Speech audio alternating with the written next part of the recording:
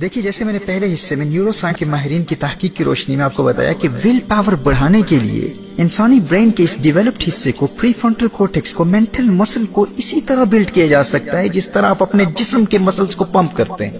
یاد رکھیے کہ کسی بھی کام کو، اگرچہ وہ کتنا ہی چھوٹا اور آسان کیوں نہ ہو، اس کام کو شروع کر کے پائے تکمیل تک پہنچانا، مکمل کرنا، اکمپلش کرنا، آپ کی پری فرنٹل کورٹیکس کو تقویت دے کر آپ کی ول پاور کو مضبوط کر دیتا ہے۔ اور اگر آپ نے وہ کام مکمل نہ کیا تو اس کے نتیجے میں آپ کی موجودہ ول پاور بھی کمزور ہو جاتی ہے۔ یہ بہت توجہ طلب بات ہے۔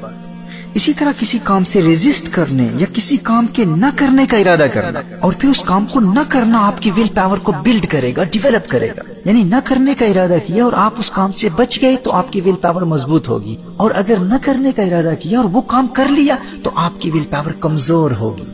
دیکھیے، آپ نے ارادہ کیا کہ میں 2 گھنٹے چائے نہیں پیوں گا، اور خواہش کے باوجود آپ نے 2 گھنٹے چائے نہیں پی، تو آپ فوری طور پر محسوس نہیں کریں گے، لیکن آپ کی ول پاور بڑھ رہی ہوگی۔ آپ اپنی ول پاور کو سملٹینیسلی کلٹیویٹ کر رہے ہیں، ڈیولپ کر رہے ہیں۔